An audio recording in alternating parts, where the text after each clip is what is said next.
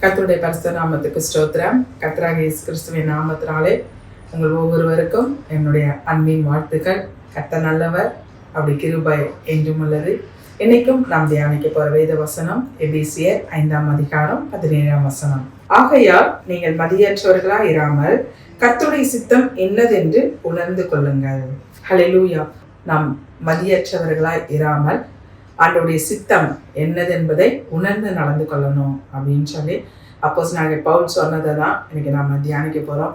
ஆண்டவருடைய சித்தம் என்ன, நம்மை குறித்து என்ன, நம்முடைய வீட்டை குறித்து என்ன, நம்முடைய பிஸ்னஸை குறித்து என்ன, நம்முடைய ஊழியத்தை குறித்து என்ன அப்படின்னு சொல்லி ஆண்டவருடைய சித்தம் என்ன என்பதை உணர்ந்து கொள்ளுங்கள் அப்படின்னு சொல்றாரு. மதியற்றவர்களா இல்லாம இருக்கணும் அப்படின்னு சொல்லி இதையே நம்ம எபேசியர் 5ஆம் அதிகாரம் 8ஆம் வசனத்துல பாருங்க. முற்காலத்தில் நீங்கள் அந்தகாரமா இருந்தீர்கள், இப்பொழுதோ கர்த்தருக்குள் வெளிச்சமா இருக்கிறீர்கள், வெளிச்சத்தின் பிள்ளையாய் நடந்து கொள்ளுங்க. முன்னாடி நீங்க ஆண்டவரை அறியாத போது, ஆண்டவரை பத்தி தெரியாத போது, ஆண்டவருக்குள் வளராத போது, ஆண்டவருக்குள் வேறுன்றாத போது எப்படி இருந்தோமோ அந்தகாரமா இருந்தோம், இருட்டான ஒரு காரியத்துல இருந்தோம். அப்படி இல்லாம வெளிச்சத்தின் பிள்ளையாய் ஆண்டவரை நம்ம தெரிந்து கொண்டோம் இல்லையா, ஆண்டவருக்குள் வேறுண்டு ஆரம்பித்துட்டோம் இல்லையா, ஆண்டவருடைய அன்பின் அகலம் ஆழம் உயரம் என்னதுன்னு தெரிய ஆரம்பிச்சிட்டோம் இல்லையா. அப்ப நீங்க எப்படி இருக்கணும்னா வெளிச்சத்தின் பிள்ளையாய், அவருடைய பிள்ளை இல்லையா, வெளிச்சத்தை உண்டாக்கின ஆண்டவர் இல்லையா, அவருடைய பிள்ளையாய் நடந்து கொள்ளுங்கள் அப்படின்னு சொல்லி அதே எபேசியர் 5:10 பாருங்க. கர்த்தருக்கு பிரியமானது என்னதென்று நீங்கள் சோதித்து பாருங்க. அல்லேலூயா. கர்த்தருக்கு என்ன பிரியம் அப்படின்னு சொல்லி நீங்க சோதித்து பாருங்க அப்படின்னு சொல்றாரு. ஆண்டவருக்கு என்ன பிரியம், ஆண்டவருக்கு பிரியமான ஒரு வாழ்க்கை, ஆண்டவருக்கு சித்தமான ஒரு வாழ்க்கை நம்ம வாழணும். அதேதான் அப்போஸ்தலனாகிய பவுல் எபேசியர்ல சொல்றாரு. ஆண்டவருக்கு பிரியம் என்னது என்பதை உணர்ந்து கொள்ளுங்கள், அதை நீங்க தெரிந்து கொள்ளுங்கள் அப்படின்னு சொல்லி சொல்றாரு. நாமும் ஆண்டவருக்கு என்ன சித்தமான காரியம், அன்னைக்கு முதல் மனிதனாகிய ஆதாம் பிசாசின் சித்தம் செய்த போது பாவமும் சாபமும் அவனை சூழ்ந்து கொண்டது. நோவாவின் காலத்தில் மனிதர்கள் தன்னுடைய மன விருப்பத்தின்படி வாழ்ந்து பாவத்துல ஜீவித்த போது மரணம் அவர்களை சூழ்ந்து கொண்டது. ஹல்லேலூயா. அப்படி பிசாசின் சித்தம் செய்கிறவர்கள் நாம் இல்லாதபடிக்கு நம்முடைய சித்தம், நாம் மனுஷிகத்தின் அந்த எண்ணங்கள் அந்த சித்தத்துக்கு நாம் போகாதபடிக்கு மனுஷர்களின் சித்தம் நமக்கு மரண கண்ணியை வருவிக்கும்.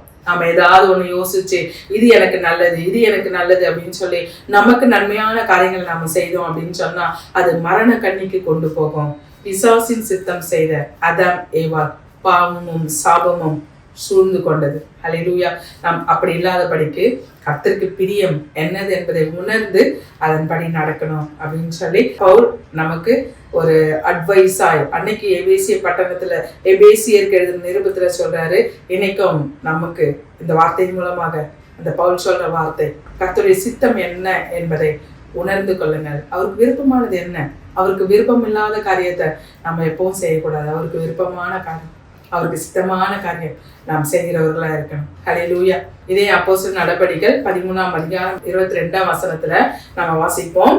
ஈசாயின் குமாரனாகிய தாவீதை என் இருதயத்துக்கு ஏற்றவனாக கண்டேன், எனக்கு சித்தமானவைகள் எல்லாம் அவன் செய்வான் என்று அவனை குறித்து சாட்சியம் கொடுத்தார். ஹல்லேலூயா. இதுல ஆண்டவர் பாருங்க, சாமுவேல் தீர்க்கதரிசிகிட்ட ஈசாயின் குமாரனாகிய தாவீதை என்னுடைய இருதயத்துக்கு ஏற்றவனாக நான் கண்டேன், என்னுடைய இருதயத்துக்கு ரொம்ப பிடிச்சமானவர் இந்த தாவீது.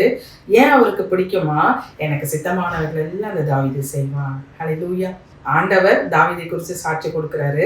இந்த தாவீதோட விருப்பம், அவரோட ஏக்கம் என்னவா இருக்கு பாருங்க. சங்கீதம் 143ஆம் அதிகாரம் 10ஆம் வசனத்துல நாம பார்க்கலாம். உமக்கு பிரியமானதை செய்ய எனக்கு போதித்தருளும்.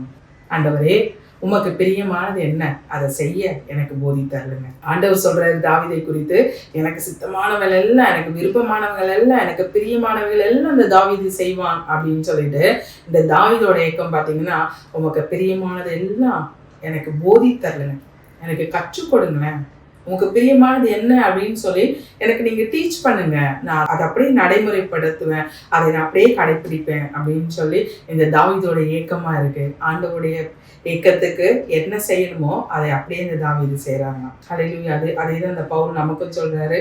ஆண்டவருக்கு சித்தம் என்ன, ஆண்டவருக்கு பிரியம் என்ன, அதை உணர்ந்து நீங்க செயல்படுங்க அப்படின்னு சொல்றாரு. இப்பொழுதும் நம்ம வேதத்துல இருந்து ஒரு 3 நபர்களை நம்ம பார்க்க போறோம். ஆண்டவருக்கு விருப்பம் இல்லாத சித்தம் இல்லாத காரியத்தை செய்து இப்படிப்பட்ட காரியங்களை அவங்க பெற்றுக்கொண்டாங்க அப்படின்னு சொல்லி நம்ம வேதத்துல இருந்து வாசிப்போம். முதலாவது மோசே ஆண்டவரால் தெரிந்து கொள்ளப்பட்ட ஒரு நல்ல தெய்வ மனுஷன். வேதத்துல அவரை குறிச்சி உபாகமம் 34ஆம் அதிகாரம் 11-12 நம்ம வாசம்னா, அவரை போல தேவன் வல்லமையாய் பயன்படுத்தின ஊழியக்காரர்களிலும் தீர்க்கதரிசிகளும் அவரை போல ஒருவரும் இல்லை. ஆண்டவர் அந்த மோசையை கொண்டு பார்வோன் இடத்துல போகும்போதெல்லாம் அந்த 10 வாதைகள் எல்லாமே பிரமிக்கத்தக்க அதிசயங்கள் அற்புதங்களை செய்த இந்த மோசையை ஆண்டவர் தெரிந்து கொண்டாரு இஸ்ரவேல் ஜனங்களை வழிநடத்த. இப்படி இஸ்ரவேல் ஜனங்களை வழிநடத்தி மோசை கூட்டிட்டு வர்றாரு. அப்போ சீன் அப்படின்ற வனாந்தரத்துல வரும்போது காத்தேஸ் அப்படின்ற ஒரு இடத்துக்கு வந்துடுறாங்க. அங்க வந்து பாத்தீங்கன்னா சுத்தி கண்மலையா இருக்கு, சுத்தி கண்மலை, தண்ணி எங்கேயுமே இல்லைங்களா. அதனால இந்த இஸ்ரவேல் ஜனங்கள்லாம் உடனே முறுமுறுக்க ஆரம்பிச்சிடுறாங்க. மோசைக்கிட்டே ஆரோன்கிட்டே வந்து வாக்குவாதம் பண்ண ஆரம்பிச்சிடுறாங்க. எல்லாரும் சொல்றாங்க, இங்க விதைப்பும் இல்லை, அத்தி மரமும் இல்லை, மாதுளை செடியும் இல்லை, திராட்சை செடியும் இல்லை, இந்த இடம் ஒரு கெட்ட நிலமா இருக்கு. இந்த இடத்துல வந்து எங்களை கொண்டு வந்து வச்சிருக்கீங்க, நாங்க எங்க சகோதரர் கூட எல்லாம் மறிச்சு போயிருந்தாவது நலமா இருக்கும் அப்படின்னு சொல்லி மோசைக்கிட்டையும் ஆரோன்கிட்டையும் எல்லாரும் யுத்தத்துக்கு வராங்க, வாக்குவாதம் பண்றாங்க, ஒரே வாக்குவாதம் பண்றாங்க. இதை பார்த்த உடனே மோசையும் ஆரோனும் ஆசாரிப்பு கூடாரத்துல போய் அப்படியே முழங்கால் படிட்டு ஆண்டவர்கிட்ட அப்படியே அர்ப்பணிச்சிடறாங்க. என்ன பண்றதுன்னு தெரியல, இப்படி வாக்குவாதம் பண்றாங்க, முரட்டாட்டம் பண்ணிக்கிட்டு இருக்காங்க அப்படின்னு சொல்லி.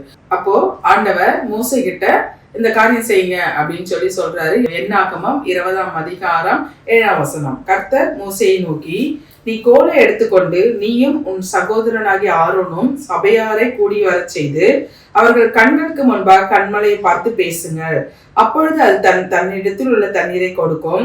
இப்படி நீ அவர்களுக்கு கண்மலையிலிருந்து தண்ணீர் புறப்பட பண்ணி சபையாருக்கும் அவர்கள் மிருக ஜீவன்களுக்கும் குடிக்க கொடுப்பார் என்றார். அவர் பாருங்க, ஆண்டவர் மோசைக்கிட்டையும் ஆரோன்கிட்டையும் சொல்றாரு, இஸ்ரவேல் ஜனங்களை எல்லாம் கூடி வர செய், அவர்களுடைய கண்களுக்கு முன்பாக கண்மலையை பார்த்து பேசுங்க அப்படின்னு சொல்லி மோசை கிட்ட ஆண்டவர் சொல்றாரு. இதை மட்டும் நீங்க செய்யுங்க அப்படின்னு சொல்லி பாருங்க, அது தன்னிடத்தில் உள்ள தண்ணீரை கொடுக்கும். அப்பொழுது நீங்க பேசுங்க, அப்பொழுது அந்த கண்மலை என்ன பண்ணும், தன்னிடத்தில் உள்ள தண்ணீரை கொடுக்கும் அப்படின்னு சொல்லி ஆண்டவர் சொல்றாரு.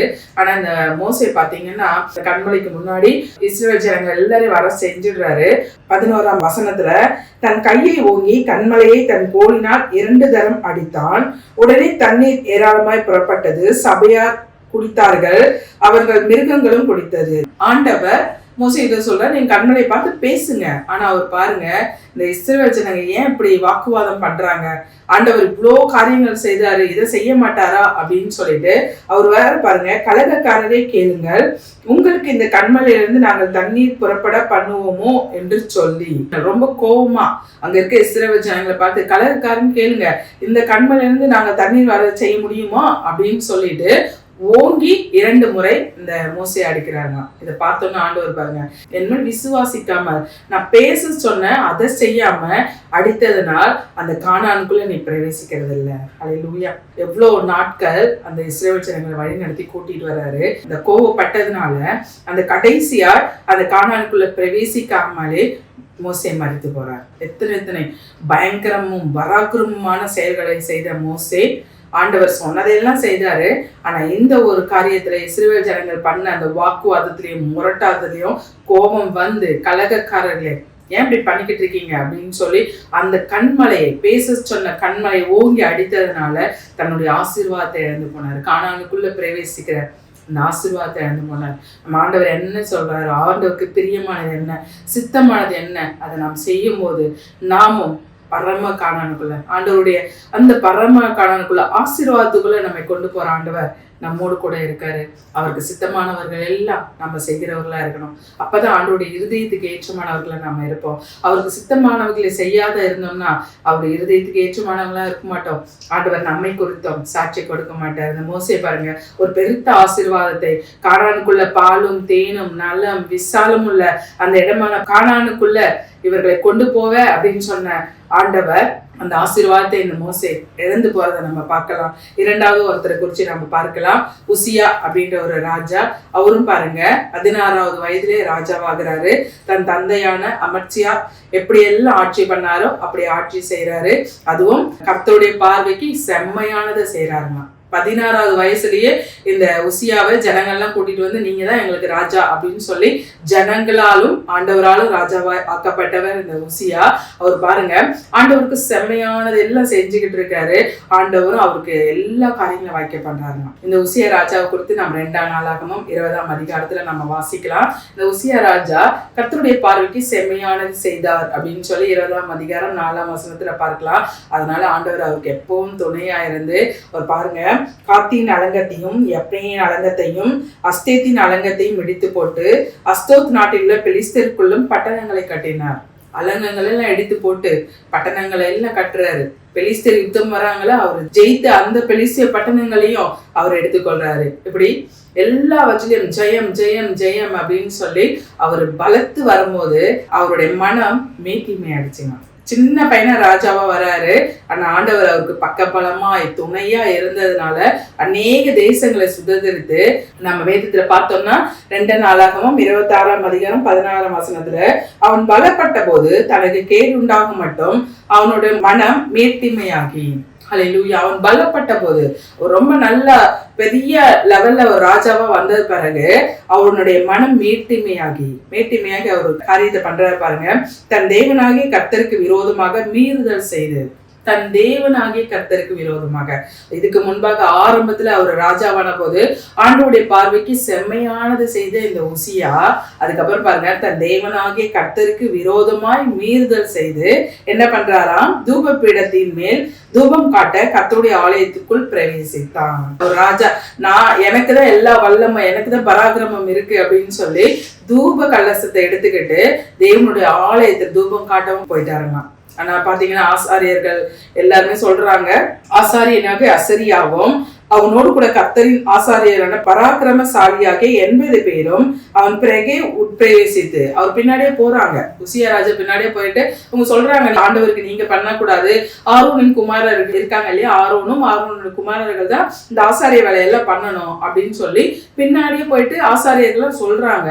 ஆனா இந்த உசியா கேட்க மாட்டாங்க. அவருடைய மனம் மேட்டிமையாகி ஆண்டவருக்கும் மேல நான் இருப்பேன் அப்படின்னு போல நான் ராஜா, நானும் இந்த வேலையெல்லாம் செய்வேன், ஆசாரிய வேலையை நானே செய்வேன் அப்படின்னு சொல்லி இந்த உசியா கடந்து போகும்போது பாருங்க ராஜாவாகிய உசியாவோடு எதிர்த்து நின்று உசியாவே கர்த்தருக்கு தூபம் காட்டுகிறது உமக்கு அடுத்ததல்ல, தூபம் காட்டுகிறது பரிசுத்தமாக்கப்பட்ட ஆரோனின் குமாரராகிய ஆசாரியருக்கே அடுக்கம், பரிசுத்த ஸ்தலத்தை விட்டு வெளியே போம், மீறுதல் செய்தீர், இது தேவனாகி கர்த்தராலே உமக்கு மேன்மையாக லபி ஆகாது என்றார்கள். உனக்கு மேன்மை கிடையாது, இது ஆரோன் குடும்பத்தார் தான் பண்ணணும், நீ ஆண்டவருக்கு விரோதமா இதெல்லாம் பண்ணாத, மீறுதல் செய்யாத அப்படின்னு சொல்லி இந்த உசியா ராஜா கிட்ட அஸ்தோத்தும் இன்னும் அவரோடு கூட 80 பேரும் எல்லாரும் அவருக்கு அட்வைஸ் பண்றாங்க.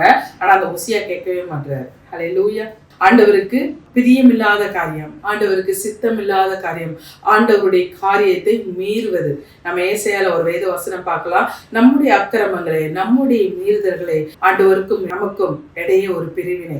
அது என்ன பண்ணுங்களாம், நாம் கேட்பது அவருக்கு செவி கொடுக்காத படிக்கு, நான் பேசுவது அவர் கேட்க கூடாத படிக்கு நமக்கும் அவருக்கு ஒரு பிணிவை உண்டு பண்ணிருங்களாம். ஹல்லேலூயா. நம்முடைய மீறுதல்கள் நம்முடைய அக்கிரமங்கள். இந்த உசியா ராஜாவுடைய மீறுதல் பாருங்க, அவரு தூப கலசை எடுத்துட்டு போறாரு, எல்லாரும் சொல்றாங்க. அப்பொழுது உசியா கோபம் கொண்டான், அவன் தூப கலசத்தை தன் கையிலே பிடித்து ஆசாரியரோட கோபமாய் பேசுகிற போது ஆசாரியருக்கு முன்பாக கர்த்தருடைய ஆலயத்திலே தூப பீடத்தின் முன் இருக்கிற அவனோட நெற்றியிலே குஷ்டரோகம் தோன்றிற்று. அவர் பாருங்க உசியா கோபமா பேசுறாருங்க, கோபமா நான் பண்ணுவேன், நான் ஆண்டவருக்கு தூபம் காட்டுவேன் அப்படின்னு சொல்லிட்டு இருக்கும் போதே அவரோட நெற்றியில குஷ்டரோகம் தோன்றிட்டு. பிரதான ஆசாரியனாகிய ஆசாரியாவும் சகல ஆசாரியரும் அவனை பார்க்கும்போது இதோ அவன் தன் நெற்றியிலே குஷ்டரோகம் பிடித்தவன் என்று கண்டு அவனை தீவிரமாய் அங்கிருந்து வெளியிட பண்ணினார்கள். கர்த்தர் தன்னை அடித்ததினால் அவன் தானும் வெளியே போக தீவிரப்பட்டான். ஹல்லேலூயா. கர்த்தர் தன்னை அடித்ததுனால உசியா தெரிஞ்சுக்கிட்டார், மீறி நாம செய்தோம் இல்லையா, ஆனா கர்த்தர் தன்னை அடித்தார் அப்படின்னு சொல்லி எல்லாரும் தேவனுடைய ஆலயத்தை விட்டு வெளியே போன்னு சொல்றாங்க. அவரும் வெளியே போயிட்டாராம். ஒரு நல்ல ராஜா, ஆரம்பம் ரொம்ப நல்ல அற்புதமா ஆண்டவர் அவருக்கு துணையா இருந்தாரு. ஆண்டவருக்கு செம்மையான காரியங்கள், பிரியமான காரியங்கள், சித்தமான காரியங்களை செய்த இந்த உசியா அதுக்கப்புறம் பாருங்க மனம் மீட்சிமையாகி, அன்னைக்கு அங்க நம்ம முன்னாடி நம்ம பார்த்தோம் மோசே கோபத்தினால கானானுக்குள்ள நுழைய முடியாத படிக்க, இவர் பாருங்க மனம் மீட்சிமையாகி, இந்த மேட்டிமையின் காரணத்தினால பாருங்க கடைசி வரைக்கும் அவர் இறக்குற வரைக்கும் குஷ்டரோகியாவே இருந்து மரித்தார் அப்படின்னு சொல்லி நம்ம இடத்துல பார்க்கலாம். ராஜாவின் மேன்மை ஆண்டவர் கொடுத்தாரு. ராஜாவோட கல்லறைகளை பிதாக்களின் கல்லறைகளோடு கூட அவரும் அந்த கல்லறையில இல்லாத படிக்கு அந்த மேன்மை இழந்து குஷ்டரோகியாய் தனியாகவே பாருங்க. ராஜாவாகிய உசியா தன் மரண நாள் மட்டும் குஷ்டரோகியா இருந்து ஆலயத்துக்கு புறம்பாக்கப்பட்டபடியினால் ஒரு தனித்த வீட்டிலே குஷ்டரோகியாய் வாசம் பண்ணினான். ஒரு தனித்த ஒரு ராஜா எப்படிப்பட்ட ஒரு மேன்மையா வாழ வேண்டிய ஒரு வாழ்க்கை, ஆனா அதை எல்லாம் இழந்து ஒரு தனித்த வீட்டுல குஷ்டரோகியா தனித்து வாசம் பண்ணினான். தன்னுடைய ராஜ மேன்மையை இந்த உசியா இழந்து போனார். தன்னுடைய மன மேட்சிமையினால ஆண்டவருக்கு பிரியமில்லாத காரியத்தை செய்த போது ஆண்டவர் உசியாவை அடித்தார். ஹல்லேலூயா. நாமும் எப்பொழுதும் ஆண்டவருக்கு பிடிக்காத காரியங்கள், ஆண்டவருக்கு சித்தமில்லாத காரியங்களை நாம செய்யக்கூடாது. அதுவும் மீறுதலாய் துணிகரமாய் நாம் செய்தோம் அப்படின்னு சொன்னா தனித்து ராஜ மேன்மையை இழந்து போன இந்த உசியா நம்ம ஒருபோதும் அப்படி இல்லாத படிக்க உங்களுடைய சித்தம் செய்கிறவர்களா நாங்கள் இருக்கிறோம் டாடி, உங்களுடைய விருப்பம் செய்கிறவர்களா நாங்கள் இருக்கிறோம் டாடி அப்படின்னு சொல்லி அந்த தாவீதை போல உமக்கு பிரியமானதை செய்ய எங்களுக்கு கற்றுக் கொடுங்களேன் அப்படின்னு சொல்லி எங்களுக்கு டீச் பண்ணுங்க. நாங்க ஏதோ மனுஷ சிந்தையில ஏதோ எங்களுடைய போக்குல நாங்க கால் போன போக்குல கண் போன போக்குல நாங்க போய்கிட்டு இருக்கோம் அப்படின்னு சொல்லி நாங்க ஒரு வாழ்க்கை வாழாதபடிக்கு உமக்கு பிரியமானதை செய்ய எங்களுக்கு போதி தரலுங்களேன் அப்படின்னு சொல்லி நம்ம எப்பொழுதும் நம்மளுடைய அன்றாட ஜபம் உமக்கு பிரியமானதை நாங்கள் செய்யணும், உமக்கு சித்தமானதை நாங்கள் செய்யணும், உங்களுடைய இருதயத்துக்கு ஏற்றமானவங்கள நாங்கள் இருக்கணும் டாடி அப்படின்னு சொல்லி நாம எப்பொழுதும் ஆண்டவரை நோக்கி பார்ப்போம். எப்பொழுதும் புதிய ஏற்பாட்டு காலத்திலே ஒரு ராஜா பாருங்க, அவருக்கு விருப்பமாய் ஒரு தீர்க்கதரிசியோடைய காரியங்களை அவர் விருப்பமாய் செய்தாராம். மார்க் 6ஆம் அதிகாரம் 20ஆம் வசனத்துல, அதனுள் என்றால் யோவான் நீதியும் பரிசுத்தம் உள்ளவனும் என்று ஏரோது அறிந்து.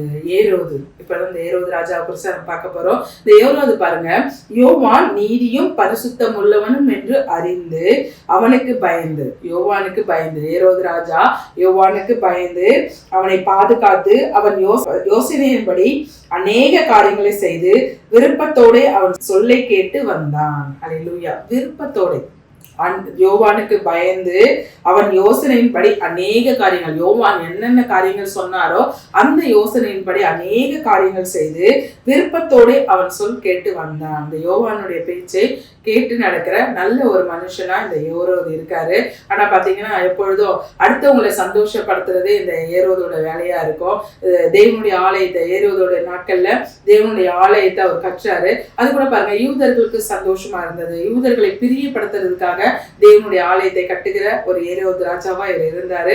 இவர் பாருங்க ஒரு தப்பு பண்றாரு. அதை யோவான் சாணகன் போய் சொல்றாரு.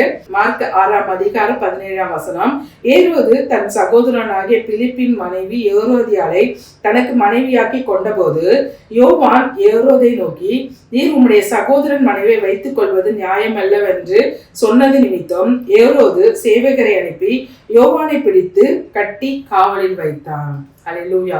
ஏரோது தன்னுடைய தம்பியின் மனைவியை திருமணம் பண்றாரு. இதை பார்த்து யோவான் சொல்றாரு, நீ இப்படி பண்றது நியாயம் இல்லை, நல்லது அல்ல அப்படின்னு சொல்லும் போது மற்ற காரியங்கள் எல்லாம் அவர் சொன்ன ஆலோசனை எல்லாம் கேட்டு அதன்படி நடந்து வந்தவர் இந்த ஏரோதியாலோட விஷயத்துல மட்டும் இந்த யோவானை கட்டி காவலை வச்சிருக்காரு. இந்த ஏரோதியாலும் எப்படியாவது இந்த யோவானை கொல்லணும்னு சொல்லி சதி திட்டம் போட்டுட்டே இருக்காங்க. அதே போல இந்த ஏரோதோட ஜென்ம நாள், பிறந்த நாள் வரும்போது யோவானுடைய தலையை பரிசா கேட்கிறாங்க. இந்த ஏரோதும் பாத்தீங்கன்னு சொன்னா எப்பொழுதும் சுத்தி இருக்கவங்களை சந்தோஷப்படுத்துறது அந்த ஏரோதோடைய விருப்பமா இருந்துச்சு. ஏரோதியாலை சந்தோஷப்படுத்துவதற்காக யோவானுடைய தலையை இந்த ஏரோதியாவுக்கு கொடுக்கிறாரு. அது மட்டும் இல்லாம நம்ம அப்போஸ்தலர் நடபடிகளையும் நம்ம பார்க்கலாம். அங்கேயும் பாத்தீங்க அப்படின்னா யூதர்களை சந்தோஷப்படுத்துவதற்காக அப்போஸ்தலர் நடபடிகள் 12ஆம் அதிகாரம் 2ஆம் வசனம், யோவானுடைய சகோதரனாகிய யாக்கோபை பட்டயத்தினால் கொலை செய்தான். அது யூதருக்கு பிரியமாய் இருக்கிறது என்று அவன் கண்டு பேதுருவையும் பிடிக்க தொடர்ந்தான். யோவானுடைய சகோதரர் யாக்கோபையும் பட்டயத்தினால வெட்டி போடுறாரு. இதை பார்த்து எல்லா யூதர்களும் சந்தோஷப்படுறாங்க. அதனால பேதுருவையும் அவர் பிடிச்சு சிறைச்சாலையில வச்சிடுறாரு. அதுக்கப்புறம் பேதுருவை ஆண்டவர் தேவதூதரை கொண்டு விடுவிச்சு விடுறாரு. இப்ப ஏரோது பாத்தீங்கன்னா அந்த காவல்காரர்களை கேட்கிறாரு, எப்படி போனாங்க அப்படின்னு சொல்லும் போது அவங்க எங்களுக்கு தெரியல, எப்படி போனாருன்னு எங்களுக்கு தெரியலன்னு சொல்லும் போது அந்த காவல்காரர்களையும் விசாரணை செஞ்சுட்டு அவங்களை கொலை பண்ணி போட்டுருங்க, பேதுரு எப்படி போனான்னு தெரியலையா, அவங்களை கொலை பண்ணி போட்டுருங்க அப்படின்னு சொல்லி அவர் அந்த இடத்துல இருந்து வேற இடத்துக்கு போயிருக்காரு. அங்க போய் பாருங்க, தன்னை தேவனாகவே நினைத்து அவர் பாருங்க தேவனை போல நடந்து கொள்கிறார்களாம். அப்போஸ்தலர் நடவடிக்கைகள் 12ஆம் அதிகாரம் 21ஆம் வசனம். குறித்த நாளிலே ஏரோது ராஜவஸ்திரம் தரித்து கொண்டு சிங்காசனத்தின் மேல் உட்கார்ந்து அவர்களுக்கு பிரசங்கம் பண்ணினான். அப்பொழுது ஜனங்கள், இது மனுஷ சத்தம் அல்ல, இது தேவ சத்தம் என்று ஆர்ப்பரித்தார்கள். பாருங்க, ராஜாவை விட்டுட்டு இது பிரசங்கம் பண்ண ஆரம்பிச்சாரு, ஜனங்களுக்கு பிரசங்கம் பண்ணிடுறாரு. இப்ப ஜனங்கள்லாம் பார்த்து இது தேவ சத்தம் தேவ சித்தம் அப்படின்னு சொல்றாங்க. அவன் தேவனுக்கு மகிமை செலுத்தாதபடியினால் உடனே கர்த்தருடைய தூதன் அவனை அடித்தான், அவன் புழு புழுத்து இறந்து போனான். அல்லேலூயா. தேவனுக்கு வேண்டிய மகிமை இந்த ஏரோது செலுத்தாதனால தன்னையே தேவனாய் ஜனங்க தேவனா நினைக்கணும்னு சொல்லி ஜனங்களும் இது தேவ சத்தம் சொல்லி ஆர்ப்பரிக்கிறாங்க. தேவனுக்கு வேண்டிய அந்த மகிமை செலுத்தாதபடியினால் கர்த்தருடைய தூதன் அவனை அடித்தான், அவன் புழு புழுத்து இறந்து போனான். அல்லேலூயா. ஆண்டவரை மகிமைப்படுத்தாம ஆண்டவரை மேன்மைப்படுத்தாதபடிக்கு தன்னை மேன்மைப்படுத்தின ஏரோதை தேவதூதர் அடிக்கிறாரு, அவர் புழு புழுத்து இறந்து போறாங்க. அல்லேலூயா. நாமும் எப்பொழுதும் இந்த மோசேயை போல, இந்த உசியாவை போல, இந்த ஏரோதை போல இல்லாதபடிக்கு அந்த சங்கீதக்காரன் தாவீதை போல, அதாவது ஆண்டவர் சொல்ற தாவீதை குறித்து என்னுடைய இருதயத்துக்கு ரொம்ப ஏற்றமானவன், எனக்கு பிரியமானதெல்லாம் எனக்கு சித்தமானதெல்லாம் அவன் செய்வான் அப்படின்னு சொல்லி இந்த தாவீதும் பாருங்க, உமக்கு பிரியமானதை நாங்கள் செய்யணும் கிடையாது. இந்த தாவீதோட வாழ்க்கையை நம்ம பார்க்கலாம். இந்த தாவீது பாருங்க, ஆண்டவருக்கு எப்பொழுதும் பயந்து நடக்கிற ஒரு மனுஷன். இந்த கோலியாத் ஆண்டோடைய நாமத்தை கூட தூஷிச்சுட்டு இருக்கும் போது, எந்த நாமத்தை, இஸ்ரவேலின் சேனைகளின் தேவனுடைய நாமத்தை தூஷிச்சுக்கிட்டு இருக்க அப்படின்னு சொல்லி அந்த கோலியாத்தை போய் வீழ்த்தினதை நம்ம பார்க்கலாம். ஆண்டோடைய நாமத்தை தூஷித்ததை பொறுக்க முடியாமல் ஆண்டவர் மேல பயபக்திக்குரிய அந்த தாவீது. அல்லேலூயா. ஆண்டவருடைய சொல் கேட்டு எப்பொழுது நடந்த தாவீது தீர்க்கதரிசிகள் மூலமாக இந்த யுத்தத்துக்கு போகலாமா, ஆண்டவர் போ அப்படின்னு சொன்னா போவாரு, ஆண்டவர் போக வேண்டாம் அப்படின்னு சொன்னா உடனே போக மாட்டாரு. ஆண்டவருடைய சொல் கேட்டு நடந்த தாவீது. 1 நாளாகமத்தில் சொல்லப்பட்டதை போல தீர்க்கதரிசியை தொடாமலும் அபிஷேகம் பண்ணினவர்களை தொடாமலும் தீர்க்கதரிசிக்கு தீங்கு நினையாமலும் அந்த வார்த்தையை அப்படியே உறுதியாகப்படுத்திக்கிட்டு அவருடைய சங்கீதத்தில் எழுதியிருக்காரு. சவுலை கொல்ல ஒரு முறை சான்ஸ் கிடைச்ச போதும், அவர் கர்த்தரால் அபிஷேகம் பண்ணப்பட்டவர், அவரை நான் தொடமாட்டேன் அப்படின்னு சொல்லி ஒரு சான்ஸ் கிடைச்சோம் அந்த சவுலை கொல்லாமல் அவர் தூங்கிட்டு இருக்கும்போது அந்த அவரை சொம்பு மட்டும் எடுத்துக்கிட்டு கடந்து போன அந்த தாவீது. ஆண்டவருக்கு எதையாவது செய்யணும் வாஞ்சை. ஆண்டவர், நான் பெரிய அரண்மனையில இருக்கேன், என்னுடைய ஆண்டவர் கூடாரத்துல இருப்பதா, அது நல்லதா அப்படின்னு சொல்லி ஆண்டவருக்காக தெய்வானை கட்டணும் அவருடைய வாஞ்சை. ஹல்லேலூயா. ஆண்டவர் இஸ்ரவேல் ஜனங்களை எண்ணக்கூடாது அப்படின்னு சொல்லியிருந்தாரு. ஆனா பிசாசு இந்த தாவீதை என்ன சொல்லும் போது கூட, நான் கர்த்தருடைய கரத்துல விழுறேன், அவருடைய கரத்துல ஏராளமான இரக்கங்கள் உண்டு, அவருடைய கரத்துல ஏராளமான மன்னிப்பு உண்டு அப்படின்னு சொல்லி நான் கர்த்தருடைய கரத்துல விழுறேன் அப்படின்னு சொல்லி கர்த்தருடைய கரத்துல தன்னை அர்ப்பணித்த இந்த தாவீது. அவருடைய முடிவு பாருங்க எப்படி இருக்கு. அவர் தவறு பண்றாரு, பத்சேபாள் கிட்ட தவறு பண்றாரு அப்படின்னு சொல்லும் போது, அதை நாத்தான் தீர்க்கதரிசி சொல்லும் போது உடனே, ஆண்டவரே உம்முடைய யூசப்பினால் என்னை கழுவிடுங்க, உம்முடைய நிலைவரமான ஆவி என்னை விட்டு பிரியாது இருக்கட்டும், சுத்த இருதயத்தை எனக்குள்ள பிரவேசிக்க பண்ணுங்க அப்படின்னு சொல்லி உடனே தன்னை தாழ்த்தி, நான் அப்படிதான் பண்ணுவேன் அப்படின்னு சொல்லி அந்த நாத்தான் தீர்க்கதரிசியோட தலைய அந்த ஏரோது அப்படிதான் யோவானை உடனே கட்டி காவல்ல வைத்தாரு. ஆனா அவர் அப்படியெல்லாம் பண்ணாம உடனே தாழ்த்தி, நான் பாவி அப்படின்னு சொல்லி தன்னை தாழ்த்தி ஒப்பு கொடுத்து ஜெபித்த போது ஆண்டவர் பாருங்க, அவரை தான் சொல்றாரு, என்னுடைய இதயத்துக்கு ஏற்றமானவன், எனக்கு சித்தமானதெல்லாம் அந்த தாவீது செய்வான் அப்படின்னு சொன்ன ஆண்டவர். அந்த தாவீதோட முடிவு எப்படி இருந்தது அப்படின்னு சொல்லி நம்ம வேதத்திலிருந்து பார்ப்போம். 1 நாளாகமம் 29ஆம் அதிகாரம் 28ஆம் வசனத்துல, அவன் தீர்க்காயுசும் ஐஸ்வர்யமும் மகிமை இல்லவனாய் நல்ல முதிர் வயதிலே மரணம் அடைந்தான். அவருடைய ஆரம்பமும் ஆண்டவருடைய ஆசீர்வாதத்தோடு கூட இருந்தது. அவருடைய முடிவும் கனமும் மகிமையும் நிறைந்ததா இருந்தது. நம்முடைய ஆரம்பமும் முடிவும் ஆண்டவருக்குள் எப்பொழுதும் அவருடைய சித்தம் செய்கிறவர்களா நாம இருக்கணும். இந்த வருஷத்தோட ஆரம்பத்துல நாம கடந்து வந்திருக்கோம். இந்த வருஷத்துல முதல் ஒரு மாதத்தை நம்ம முடிக்க போறோம். இந்த மாதத்துல இருந்து ஏசம்மா இப்பத்துல இருந்து நம்ம கேட்போமே, நாங்க எங்க சுய ஓட்டத்துல நாங்க ஓடி இருக்கலாம், எங்க சுய விருப்பத்துக்கு நாங்க ஓடி இருக்கலாம், எங்களை சுத்தி இருக்கவங்களோட விருப்பப்படி நாங்க இப்படிப்பட்ட காரியங்களை செய்து ஏசம்மா நாங்க மண்ணுக்காக இருக்கலாம், இல்ல தலை குனிச்சு நின்று இருக்கலாம். அப்படின்னு சொல்லி நிறைய காரியத்துல நம்ம சுத்தி இருக்கவங்களை சந்தோஷப்படுத்துறோம் அப்படின்னு சொல்லி ஆண்டவரை துக்கப்படுத்துறவங்களா நாம இல்லாத படிக்க உமக்கு சித்தமானதை நாங்கள் செய்யணும் டாடி, உமக்கு பிரியமானதை நாங்கள் செய்யணும் டாடி, உங்களோட இதயத்துக்கு ஏற்றமானவங்களை நாங்கள் இருக்கணும் டாடி அப்படின்னு சொல்லலாமா? இதே பவுல் பாருங்க, ரோமருக்கு எழுதின நிருபத்துல ரோமர் 12:2 நீங்கள் இந்த பிரபஞ்சத்திற்கு ஒத்த வேஷம் தெரியாமல் தேவனுடைய நன்மையும் பிரியமும் பரிபூர்ண சித்தமும் என்னதென்று பகுத்தறியத்தக்கதாக உங்கள் மனம் புதிதாக்குறதுனாலே மறுரூபமாகுங்கள். ஹல்லேலூயா. பாருங்க, ரோமாபுரிக்கு எழுதுற நிருபத்துல அழகா சொல்றாரு, நன்மையும் பிரியமும் பரிபூர்ண சித்தமும் என்னதென்று புதிதாக்குங்க. உங்களுடைய நன்மை என்ன டாடி? உங்களுடைய பிரியம் என்ன டாடி? உமக்கு சித்தம், பரிபூர்ண சித்தம் எங்களை குறித்து என்ன டாடி அப்படின்னு சொல்லி நாம எப்பொழுதும் அப்படி சித்தம் செய்கிறவங்களா இருப்போம். எப்பொழுதும் நம் கண்களை மூடி நாம் ஜெபிப்போமா? நல்ல ஆண்டவரே, நல்ல அந்த வேலைக்காக நன்றியோடு துதிக்கிறோம். அப்பா, இப்பொழுது எங்களை உடைய கருத்துல கொடுக்கிறோம் டாடி. நசரேயனாகிய இயேசுவின் நாமத்தினால எங்களை தாழ்த்தி உடைய கருத்துல கொடுக்கிறோம். ஹல்லேலூயா. அந்த மோசேயை போல நாங்க கோபத்தினால அநேக காரியங்களை, அநேக ஆசீர்வாதங்களை நாங்க இழந்து போயிருக்கலாம். இன்னைக்கும் நாங்க எங்களை தாழ்த்தி உடைய கருத்துல கொடுக்கிறோம். ஹல்லேலூயா. ஓ ரபூரி தீனிக்காயா, ஓ ஷபூரி தீனிக்காயா. அந்த மோசேயை போல இன்னும் கோபம் மட்டும் இல்ல, எங்களுக்கு இருக்கிற பிடிவாதத்தினால இன்னும் எஸ்டாடி நிறைய காரியத்தினால ஆண்டவர் நீங்க கொடுத்த ஆசீர்வாதங்களை நாங்க இழந்து போயிருக்கலாம். ஆனா அப்படி இல்லாத படிக்க இன்னையில இருந்து உம்முடைய சித்தம் செய்கிறவர்களாய், ஹல்லேலூயா, அந்த உசியாவை போல மனமேட்டிமையாய் நடந்தோம். காரியங்களை நாங்க இழந்து போயிருக்கலாம், வியாதியை நாங்க சுதந்திரத்திருக்கலாம். இனி அப்படி இல்லாத படிக்க ஹல்லேலூயா, அந்த ஏரோதை போல சுற்றி இருக்கிறவர்களை சந்தோஷப்படுத்துறேன்னு சொல்லி உங்களை துக்கப்படுத்தாத படிக்க அப்பா, அந்த தாவீதை போல எங்களுடைய வாழ்க்கை இருக்கட்டும். உமக்கு பிரியமானதை செய்ய எங்களுக்கு போதித்தரலுங்க டாடி. ஹல்லேலூயா. எங்களுக்கு நீங்க டீச் பண்ணுங்க டாடி. ஹல்லேலூயா.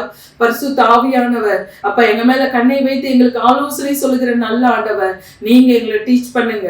நாங்க எங்க போகணும், எப்படி பேசணும், யார்கிட்ட எப்படி பேசணும், எப்படி நடக்கணும், உமக்கு பிரியமான காரியங்கள் என்ன செய்யணும் ஆண்டவர் எங்களுக்கு கற்றுக் கொடுப்பீராக. இப்பொழுது இந்த நிகழ்ச்சி பார்த்துக்கிட்டு இருக்க ஒவ்வொருவரையும் உங்களுடைய கருத்துல கொடுக்கிறேன் இயேசுவின் நாமத்தினால. ஒரு அபோதினிக்காயா அப்பா, ஏஸ்டாடி இது வரைக்கும் ஏசம்மா அந்த மனுஷ சிந்த எங்களுடைய உலக நாளை நாங்க படிச்ச நாலேஜ் அது போதும் அப்படின்னு சொல்லி அந்த நாலேஜ்ல ஒரு ஓட்டம் ஓடி இருக்கலாம். எங்களுடைய எக்ஸ்பீரியன்ஸ் அது போதும் எங்களுக்கு, அது எங்களை நல்ல வழியில நடத்தும்னு சொல்லி அந்த எக்ஸ்பீரியன்ஸை பிடிச்சுக்கிட்டு ஒரு ஓட்டம் ஓடி இருக்கலாம். ஏசராடி எங்களுடைய முன்னோர்கள் இப்படி சொல்லியிருக்காங்க, அந்த முன்னோர்களுடைய பாதைகளை நாங்க நடக்கிறோம் அப்படின்னு சொல்லி இப்ப வரைக்கும் ஃபெயிலியர் சொல்லி உட்கார்ந்துட்டு இருக்கலாம். ஹல்லேலூயா. ஹல்லேலூயா. ஒரு அபூரிதீனிக்காயா. Thank you Jesus. நான் நிறைய ஓட்டம் ஓடிக்கிட்டு இருக்கேன், ஆனாலும் இன்னும் என்ன காரியங்களை அச்சீவ் பண்ணணுமோ அதை அச்சீவ் பண்ண முடியல, அதை பெற்றுக்கொள்ள முடியாம இருக்கேன் அப்படின்னு சொல்லி இப்பொழுது இந்த நிகழ்ச்சியை பார்த்து அவருடைய அந்த படிச்ச நாலேஜ் எனக்கு போதும், என்னோட உற்சார் உறவினர்கள் எனக்கு போதும் அப்படின்னு சொல்லி வாழ்க்கையை வாழ்ந்து கொண்டு இருக்கலாம். ஆண்டவர் இவர்களை நீ கண்ணோக்கி பார்த்து கொண்டிருக்கிறீர். இப்பொழுதும் எஸ்டாடி உமக்கு பிரியமானதை செய்ய எங்களுடைய வாழ்க்கையை நாங்கள் ஒப்பு கொடுக்கிறோம். ஆண்டவர் எங்களுடைய காரியங்களை ஆண்டவர் நீ நுகர்ந்து மகிழ்வீராக. நாங்கள் உச்சம் தலைமுதல் உள்ளங்கால் வரை உடைய கருத்துல கொடுக்கிறோம். ஓ ஷபுரிதீனிக்காயா, ஓ ரிபி ஹவுரி விரிதீனிக்காயா. ஆண்டவர் நீ நுகர்ந்து மகிழ்வீராக. உமக்கு சித்தமானதை செய்ய ஒரு பீரிக்காயா, உமக்கு பிரியமானதை செய்ய ஒரு பீரிக்காயா, உமக்கு நன்மையான காரியங்களை செய்ய ஒரு அபுரிதீனிக்காயா எங்களை நாங்கள் அர்ப்பணிக்கிறோம் டாடி. ஆண்டவர் நீர் நடத்துவீராக இயேசுவின் நாமத்தினால. இப்பொழுது இந்த நிகழ்ச்சியை பார்த்துக்கிட்டு இருக்க ஒவ்வொருவரையும் உங்களுடைய கருத்துல கொடுத்து ஆசீர்வதிக்கிறேன் இயேசுவின் நாமத்தினால. இவர்களுக்கு முன்பாக இருக்க தடைகள் முறிக்கப்பட்டு போகட்டும் இயேசுவின் நாமத்தினால. திறக்கப்படாத வாசல்கள் திறக்கப்படட்டும் இயேசுவின் நாமத்தினால. ஒரு அபூரிதீனிக்காயா அப்பா, உங்களுடைய ஓங்கிய புயம் வேணும், உங்களுடைய பலத்த கரம் வேணும்னு சொல்லி அமர்ந்துட்டு இருக்க சகோதரர் ஆண்டவர் தொடுவீராக. உங்களுடைய பிரசன்னம் இப்பொழுது தொடட்டும் டாடி. ஒரு அபூரிதீனிக்காயா ஆண்டவர் நீ தொடுவீராக. எல்லாவற்றிலும் முயற்சி செய்து நான் சோர்ந்து போயிட்டேன், ஐ எம் வெரி டயர்ட், நான் ரொம்ப சோர்ந்து போயிருக்கேன் டாடி அப்படின்னு சொல்லி இப்பொழுது இந்த நிகழ்ச்சியை பார்த்து நம்முடைய பாதத்துல அமர்ன்னு சொல்லி அமர்ந்திருக்க அப்பா மகனை ஆண்டவர் தொடுவீராக. ஹல்லேலூயா. ஹல்லேலூயா. உங்களுடைய கரம் தொடட்டும் டாடி. ஓ ஷபுரிதீனிக்காயா. ஆராதனை நாயகனாய் தெரிந்து கொண்ட மகன் இப்பொழுது எல்லாத்தையும் ஒதுக்கி வச்சுட்டு நான் உண்டு என் வேலை உண்டுன்னு இருக்கேன்னு சொல்லி உங்களுடைய சித்தம் செய்யாமல் உங்களுடைய சித்தத்துக்காக வளர்ந்த மகன், உங்களுடைய சித்தத்துக்காக ஓடின மகன் இப்ப உங்க சித்தத்தை எல்லாம் மறந்துட்டு இது போதும் அப்படின்னு சொல்லி அந்த யோனாவை போல கப்பலோட அடித்தளத்துல இருக்கலாம். ஆண்டவர் உங்களுடைய சித்தம் செய்ய மகனை எடுத்து பயன்படுத்துவீராக இயேசுவின் நாமத்தினால. இப்பொழுது அந்த நிகழ்ச்சியை பார்த்து ஸ்டடி குறைவோடு கூட இருக்கிற ஒவ்வொருவரையும் ஆண்டவர் தொடுவீராக. ஹல்லேலூயா. அன்னைக்கு உசியா உமக்கு செம்மையான காரியத்தை செய்த போது அந்த உசியாவை வர வர பலமடைய செய்த ஆண்டவர் இல்லையா? இப்பொழுது இந்த நிகழ்ச்சியை பார்த்துக்கிட்டு இருக்க ஒவ்வொருவரையும் அந்த உசியாவை போல ஹல்லேலூயா உமக்கு செம்மையானது செய்த போது உசியாவை ஆசீர்வதித்த ஆண்டவர், எல்லா காரியங்களையும் ஜெயத்தை கொடுத்த ஆண்டவர், இவர்களுக்கும் அப்படிப்பட்ட காரியங்களை செய்வீராக. இயேசுவின் நாமத்தினால் நான் ஆசீர்வதிக்கிறேன். உங்களுடைய தயவுள்ள கரம் இவர்கள் மீது நீட்டப்படட்டும் டாடி, இயேசுவின் நாமத்தினால். ஆமென், ஆமென், ஆமென், ஆமென். உங்கள் ஒவ்வொருவரையும் கர்த்தர் ஆசீர்வதிப்பாராக. ஆமென். அன்பிற்குரியவர்களே, எங்களோடு நீங்கள் தொடர்பு கொள்ள வேண்டிய எங்கள் முகவரி pastor Catherine Raghupathi, race course road, Singapore 218573.